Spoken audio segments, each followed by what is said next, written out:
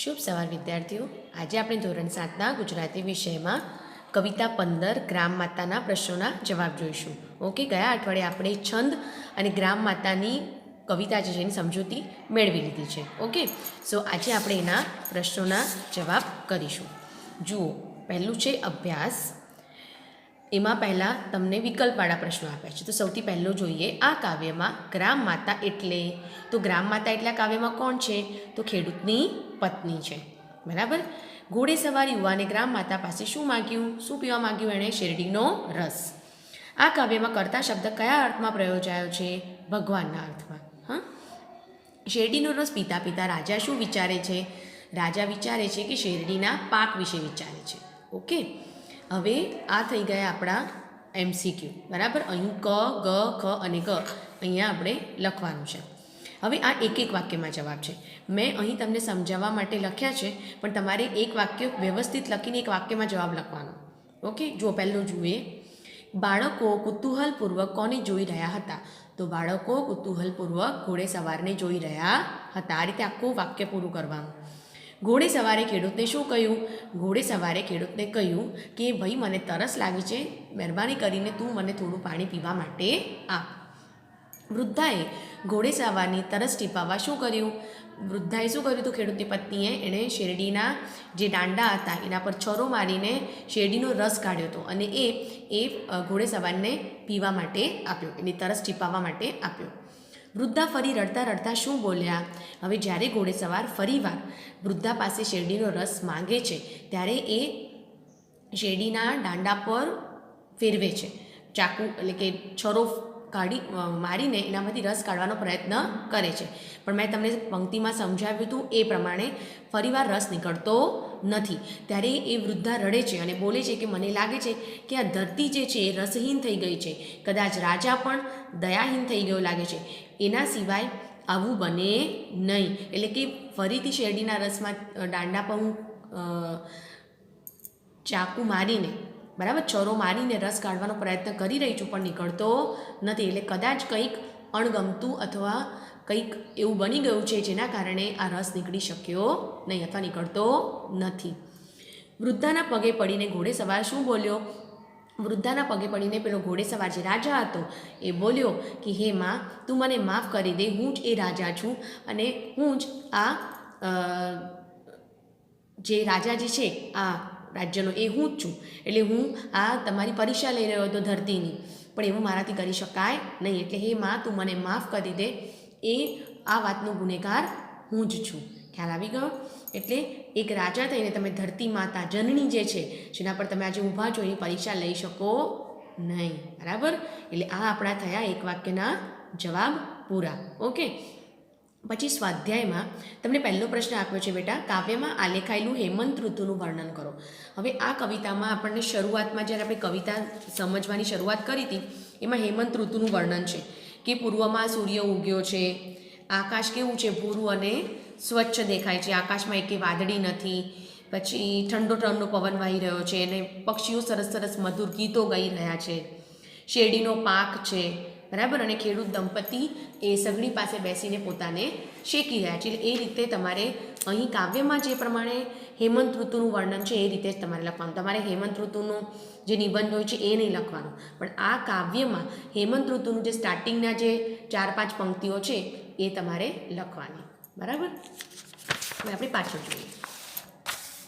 જુઓ, પાછળ છે તમને બીજો પ્રશ્ન, એ હોમવર્કમાં કરવાનો છે કે તમે કોઈ ખેતર કે વાડીમાં ગયા છો અને એ ખેતરમાં વાવેલા પાકનું નામ શું હતું? એ કઈ ઋતુનો પાક હતો? 8-10 લીટીમાં એ ખેતરની હરિયાળીનું વર્ણન કરો। હવે તમે મને કહેશો, મેડમ અમે તો કોઈ દિવસ કોઈ ખેતરવાડીમાં નથી ગયા, તો ભલે ન ગયા હોય પણ કોઈ પણ ખેતરમાં વાવેલા પાક વિશે તમને માહિતી તો હશે જ, બરાબર। તો એ પાક વિશે જેટલી માહિતી હશે એટલી માહિતી તમારે 8-10 લીટીમાં અથવા તો 5-6 લીટીમાં લખવાની છે, ઇટ્સ કમ્પલસરી। ઓકે, હવે શેરડીમાંથી એક પણ ટીપું રસ નથી નીકળતું જ્યારે, બરાબર, ત્યારે એ જે વૃદ્ધા માતા હોય છે, ગ્રામ માતા, એ શું વિચારે છે? એ વિચારે છે કે ધરતીમાંથી આવું કેમ બન્યું? એકાએક ધરતી હવે રસહીન થઈ ગઈ છે, આ ચોક્કસ પ્રભુ પણ આપણા પણ ગુસ્સે થયો લાગે છે, અથવા તો આ રાજ્યનો જે રાજા જે છે એ પણ દયાહીન થઈ ગયો છે, નહીં તો આવું બને નહીં, બરાબર. એટલે એ શેરડીમાંથી ટીપું રસ ન નીકળતા માતા આવી રીતે વિચારે છે. હવે આ પ્રશ્ન 2 જે છે એમાં શું આપ્યું છે? આ કવિતાની સમજૂતી આપી છે. તો એ કયા કવિતાની પંક્તિઓની સમજૂતી છે એ તમારે કાવ્યમાંથી શોધવાની અને એ કવિતાની પંક્તિઓ લખવાની. ઓકે, એટલે આ હોમવર્કમાં છે. પછી પ્રશ્ન 3 એવું પૂછ્યો છે તમને કે નીચેના શબ્દો કાવ્યમાંથી શોધી અને નીચે પેન્સિલથી લીટી દોરો અને એ શબ્દોના અર્થ શબ્દકોશમાંથી શોધીને લખો. હવે સુરખી, મૃદુ, શિથિલ અને કુતૂહલ એ શબ્દો જે કાવ્યમાં આપણા આજે ગ્રામ માતા કાવ્ય જે છે એની કઈ પંક્તિઓમાં આવે છે પંક્તિઓ લખવાની અને પછી સુરખી, મૃદુ, શિથિલ અને કુતૂહલ એ શબ્દો નીચે અંડરલાઇન કરવાની, લીટી કરવાની અને પછી એના અર્થ લખવાના. હવે જો સુરખીનો અર્થ શું થાય? લાલી. મૃદુ એટલે કોમળ, સોફ્ટ. શિથિલ એટલે નરમ અને કુતૂહલ એટલે કૌતુક. ખ્યાલ આવે? મેં તમને અર્થ અહીં આપ્યા જ છે. હવે સમાનાર્થી જોઈએ તો મધુર એટલે મીઠું, નેત્ર એટલે આંખ, કૃષિક એટલે ખેડૂત, મુજને એટલે મને. ઓકે, હવે સૂચવ્યા મુજબ કરો. જો હવે અહીંયા શું છે? રસ તો રસહીન, રંગ રંગહીન, દર્પ દર્પહીન, દયા દયાહીન, માનવતા માનવતાહીન. એટલે દરેક શબ્દની પાછળ આપણે હીન શબ્દ લગાવવાનો છે. હવે એ લગાવ્યા પછી આપણે એનો વાક્યમાં પ્રયોગ કરવાનો, બરાબર. રસહીન કે આજે શું તમે રસહીન પરથી વાક્ય બનાવો કે ધરા આ ધરતી રસહીન થઈ ગઈ છે. પછી એ જ વાક્યની અંદરથી તમારે સંજ્ઞા આઈડેન્ટિફાઈ કરવાની કે એમાં સંજ્ઞા કઈ છે? તો ધરતી. તો એ ધરતી નીચે તમારે અંડરલાઇન કરવાની કે ભાઈ ધરતી આ સંજ્ઞા છે, બરાબર. પછી એમાં વિશેષણ ઉમેરવાનું. તો વિશેષણ શું છે? રસહીન. ધરતી થઈ ગઈ છે. કેવી થઈ ગઈ છે?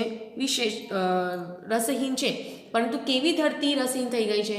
તો સમૃદ્ધ ધરતી રસહીન થઈ ગઈ છે. તો ધરતીને કેવી આપણે વિશેષણ આપ્યું છે? સમૃદ્ધ. એટલે સમૃદ્ધ વિશેષણ છે, એ અંડરલાઇન કરવાનું. અને પછી એ બધા જ તમે વાક્યો લખી નાખો, એના સંજ્ઞા નીચે અંડરલાઇન કરો, એના વિશેષણ ઉમેરો, પછી એને આખો ફકરામાં લખી દેવાનું. ખબર પડી ગઈ? તો આ રીતે આ ગ્રામ માતા કવિતા પ્રશ્નોના જવાબ સાથે આજે પૂર્ણ થઈ. કવિતા સમજૂતીની દ્રષ્ટિએ જોઈએ તો ખૂબ જ સરસ છે, એમાં કંઈ અઘરું નથી, બરાબર. ખાલી તમને જે મેં છંદ ઓળખતા શીખવાડ્યા હતા એ જ મહત્ત્વનું છે, બરાબર. એટલે આ સરસ કવિતાને સમજૂતીને સમજીને એના પ્રશ્નો જવાબ સરસ રીતે યાદ કરી લેજો. ઓકે, હવે આગળ આપણે જોઈએ તો નેક્સ્ટ આપણને છે પુનરાવર્તન 3. એટલે અત્યાર સુધી આપણે જે પાઠ ભણ્યા એના પુનરાવર્તન છે, રિવિઝન છે. તો આ પહેલું જે છે એ જોડકા છે જે તમારે ટેક્સ્ટબુકમાં જ કરી દેવાનું. અહીંયા બાજુમાં એના નંબરિંગ કરી દેવાના. ઓકે, અહીં લખી દેવાનું. હવે આ છે લેખકોના નામ, એ તમારે હોમવર્કમાં કરવાના. તમારે જાતે શોધવાનું કે બમીએ ગુજરાતે દક્ષિણ ભણી એના લેખક કયા છે અને અહીં જ લખવાનું હોય. ધારો કે પહેલાંનો આન્સર જે હોય તે તમારે લખવાનો છે. ખબર પડી ગઈ? હું કરાવતી નથી, તમારે જાતે જ શોધવાનું. પ્રશ્ન 2 જે છે એ હાઈસ્કૂલનો પાઠ છે અને એને અલગ અલગ ઘટનાક્રમમાં એ લોકોએ ગોઠવીને આપ્યો છે. પણ એ ઘટનાક્રમ જે છે એ લાઇનસર ગોઠવેલી નથી, સિક્વન્સ વાઇઝ નથી, આડી અવળી છે. તો એ તમારે સિક્વન્સ વાઇઝ ગોઠવવાની અને ફરીથી એ વાક્યો લખવાના. એ પણ તમારે ટેક્સ્ટબુકમાં. એ હું એટલા માટે નથી કરાવતી કે ઘણા બધા એવા હશે કે જેમણે પાઠ નહીં વાંચ્યો, ખાલી વિડીયો જોઈ લીધો હશે. તો આ બાને તમે પાઠનું વાંચન કરશો, પાઠને વાંચશો. ઓકે, એટલે આ પણ હોમવર્કમાં. અહીં પણ તમે ટેક્સ્ટબુકમાં કરી દેશો તો ચાલશે કે કયો નંબર 1 આવશે, કયું 2 આવશે અને કયો 3, 4, 5. ઓકે, પ્રશ્ન 3 જે છે એમાં તમને ક્વેશ્ચન આન્સર આપ્યા છે, બરાબર. એ તમારે નોટબુકમાં લખવાના. 5 ક્વેશ્ચન્સના આન્સર તમને મળી જ જશે, એકદમ સહેલા છે, મેં જોઈ લીધા છે. એટલે એ તમારી જાતે તમારી નોટબુકમાં લખવાના હોમવર્કમાં. ઓકે, હવે આ પ્રશ્ન 4 જે છે તે અખબારી નોંધ આપણે જ્યારે પાઠ ભણ્યા હતા ત્યારે આપણે કોઈ પણ અખબાર નોંધ તૈયાર કરવી હોય તો આપણે કેવી રીતે એને અખબારમાં આપીએ, એના માટે કેવી રીતે લખવાનું, આ હું તમને PDF બનાવીને મોકલીશ. એમાંથી તમારે જોઈને તમે નોટબુકમાં લખવાનું છે, બરાબર. આ હું તમને હમણાં સમજાવીશ તો તમે કંઈક એમાં આગું પાછું કરશો એટલે પ્રોબ્લેમ થશે. એના કરતાં હું તમને આનું PDF બનાવીને મોકલીશ, એ તમારે તમારી નોટબુકમાં લખી લેવાનું. પાછળ જુઓ, અહીં પ્રશ્ન 5 જે છે એમાં એવું છે કે તમારા શાળામાં આવતા સામાયિકો એટલે કે મેગેઝિન્સ એની યાદી તૈયાર કરો અને કોષ્ટકમાં વર્ગીકૃત કરો. આ તમારે હમણાં કરવાનું નથી. તમે સ્કૂલમાં આવતા હોત તો હું તમને આ શેર કરાવડાવત. પછી પ્રશ્ન 6 છે કે આ વાક્યો, આ શબ્દો આપ્યા છે, એ શબ્દોમાંથી તમારે વિશેષણો શોધવાના. આ મેં અંડરલાઇન કર્યા છે, બધા વિશેષણો છે, વિશેષણ એડજેક્ટિવ. હવે એ બધા વિશેષણોને અલગ અલગ પ્રકારોમાં વર્ગીકૃત કરવાના, ડિસ્ટ્રીબ્યુટ કરવાના. હવે સૌથી પહેલાં ગુણવાચક, સંખ્યાવાચક અને પરિમાણવાચક. હવે ગુણવાચક એટલે કે જેમાં કોઈ વ્યક્તિનું ગુણ બતાવ્યો હોય તો એને ગુણવાચક કહેવાય. સંખ્યા એટલે કે સંખ્યા બતાવી હોય 10, 5, 12, 1000. અને પરિમાણ એટલે કે ક્વોન્ટિટી બતાવી હોય, ઓકે, થોડુંક, બરાબર, એ ક્વોન્ટિટી છે, એ બધા પરિમાણવાચક આવશે. એટલે આ રીતે તમારે એને ડિસ્ટ્રીબ્યુટ કરવાના શેને, વિશેષણોને, બરાબર. મેં તમને 3 પ્રકાર લખીને આપી જ દીધા છે. એ પ્રકારોમાં તમારે એને ડિસ્ટ્રીબ્યુટ કરી દેવાના. ઓકે, હું તમને એકાદ કરીને બતાવું એટલે તમને કન્ફ્યુઝન ના થાય, તો પાછા તમે ભૂલી જશો કે કેવી રીતે આને કરવાનું છે, બરાબર. જુઓ, સૌથી પહેલાં ગુણવાચકમાં આવશે પ્રિય. જો ગુણવાચક એટલે કોઈ ગુણ બતાવે તો અહીં પ્રિય એ ગુણવાચકમાં આવશે, બરાબર. સંખ્યાવાચક તો એમાં કોઈ સંખ્યા બતાવી હોય, હવે ધારો કે 1000 જે છે એ સંખ્યા છે તો અહીં આવશે 1000. પરિમાણવાચક એટલે ક્વોન્ટિટી બતાવે તો આમાં આવશે થોડુંક. ખબર પડી. ગુણવાચકમાં બીજું શું આવી શકે, જુઓ, પ્રિય છે, પછી દયાળુ એ પણ ગુણ છે, પછી સુંદર એ પણ ગુણ છે, રાતુ એ પણ ગુણ છે. સંખ્યામાં 1000, પછી થોડુંક એ ના સોરી એ પરિમાણ છે, પછી પહેલો એ પણ સંખ્યા છે, બરાબર. 1000, પહેલો, અડધો અને પ્રથમ આ બધા સંખ્યા છે. અને પરિમાણ એટલે કે થોડુંક, ક્વોન્ટિટી એ એક જ છે. એટલે પરિમાણવાચક વિશેષણ એક જ છે, થોડુંક. ખ્યાલ આવ્યો? એટલે તમારે આને આવી રીતે લખવાના. પછી આ જે છે કે સૂચવ્યા મુજબ કરો. તમને આવ ભાણ આવ પાઠ જે છે એમાં લોન વર્ડ્સ એટલે અન્ય ભાષામાંથી લીધેલા શબ્દો. હવે ધારો કે આપણે સ્કૂલમાં ઘણીવાર ગુજરાતીમાં બોલીએ છીએ, પણ ઘણીવાર ગુજરાતીમાં બોલતા ઘણા ઇંગ્લિશ શબ્દોનો પણ આપણે વાપર કરતા હોઈએ છીએ. ધારો કે આપણે એવું બોલીએ કે હમણાં કયો પીરિયડ ચાલે છે, તો પીરિયડ એ શું છે, અંગ્રેજી શબ્દ છે, બરાબર. હમણાં રિસેસ પડી, રિસેસ ઇંગ્લિશ શબ્દ છે, ઓકે. એટલે આવા બધા જે શબ્દો જે છે એને લોન વર્ડ્સ કહેવાય, અન્ય ભાષામાંથી લીધેલા શબ્દો. તો આવ ભાણા આવ પાઠ જે છે એમાંથી તમારે એ શબ્દો શોધવાના જેટલા તમને મળે તે, અને એ શબ્દોનો પછી વાક્યમાં પ્રયોગ કરવાનો, ઓકે. અને એ વાક્યમાં પ્રયોગ કર્યા પછી એ શબ્દોની જગ્યાએ તમારે ગુજરાતી શબ્દ લખવાનો અને જોવાનું કે વાક્ય બરાબર બેસે છે, તો વાક્ય બરાબર બેસશે નહીં. એટલે એ તમારે કરવાની જરૂર નથી, ફક્ત તમારે શબ્દો શોધવાના અને એનો વાક્યમાં જ પ્રયોગ કરવાનો, બરાબર. હવે સમાનાર્થી આ એકદમ ઇઝી છે એટલે મેં લખ્યા નથી, તમને સરળતાથી ના જવાબ મળી છે અને તમને આ મોડે પણ આવડશે. પછી પ્રશ્ન 9, તમે કોઈ પ્રવાસ પર્યટને ગયા છો તો એનો વર્ણન કરતો પત્ર તમારા સગા સંબંધીને એટલે કે તમારા ભાઈને લખી શકો, તમારા મિત્રને પણ લખી શકો, તમારા બેનને લખી શકો, બરાબર. એટલે આ સિમ્પલ પત્ર લેખન છે, આપણે અત્યાર સુધી ભણી ગયા એ જ. એટલે એ તમારે હોમવર્કમાં લખવાનું. ભલે તમે હમણાં ક્યાં નહીં ગયા હો, પણ આની પહેલાં પણ તમે કોઈ પ્રવાસ પર્યટનમાં ગયા હોય તો એના વિશેની પણ માહિતી આપતો પત્ર તમારા મિત્રને લખી શકો. અને આ 10મું એ છે કે ગ્રામ માતા કાવ્યમાં રાજાની ભૂમિકા તમારી દ્રષ્ટિએ યોગ્ય છે, શા માટે? જો તમે રાજા હો તો શું કરો? આ તમારે હોમવર્કમાં ફક્ત ડિસ્કસ કરવાનું છે, બરાબર, લખવાનું નથી. ડિસ્કસ કરવાનું પોતાની મમ્મી પપ્પા સાથે અથવા બહેન સાથે કે જો હું ગ્રામ માતામાં રાજાની ભૂમિકા યોગ્ય છે તો કેમ યોગ્ય છે, બસ, ઓકે. આગળ છે વિરોધાર્થી શબ્દો. આ પણ એકદમ ઇઝી નોર્મલ છે, કોઈ અઘરા કે ન આવડે એકદમ નવા નથી, એટલે આ પણ તમારે હોમવર્કમાં કરવાના. અને એકમ 10 અને 15 એટલે કે 10મો પાઠ અને 15મો પાઠ જે છે એનામાંથી 2 પ્રશ્નાર્થ વાક્યો, ઉદ્ગાર વાક્યો, નિર્દેશાર્થક વાક્યો શોધવાના અને એની યાદી બનાવવાની. પ્રશ્નાર્થ એટલે ક્વેશ્ચન માર્ક, ઉદ્ગાર વાક્ય એટલે એક્સક્લેમેટરી સેન્ટેન્સીસ, અને નિર્દેશાર્થક વાક્ય એટલે કે જેમાં નિર્દેશ બતાવે, કંઈક વસ્તુ નિર્દેશ કરે, બતાવે. ધારો કે જો તમારી તો આશીષ માત્ર માંગવું એટલે ફક્ત શું માગે છે, આશીષ, બરાબર. એટલે નિર્દેશાર્થક વાક્ય કહેવાય. હવે ધારો કે હું તમને કોઈ પ્રશ્નાર્થ વાક્ય બનીને બતાવું કે તારા ધર્મની ભાષા તું નહીં શીખે, એ પ્રશ્નાર્થ ચિહ્ન છે. ઉદ્ગારમાં એકાદો કહું કેવો ખાડો પડ્યો છે, એ ઉદ્ગાર વાક્ય છે. નિર્દેશાર્થકમાં મારો અભ્યાસ ચાલુ રહ્યો, મારી પાસે ઘડિયાળ નહોતી, પપ્પા મારે બૂટ લેવા છે. તો આ બધા નિર્દેશાર્થક વાક્યો આવે, ઓકે.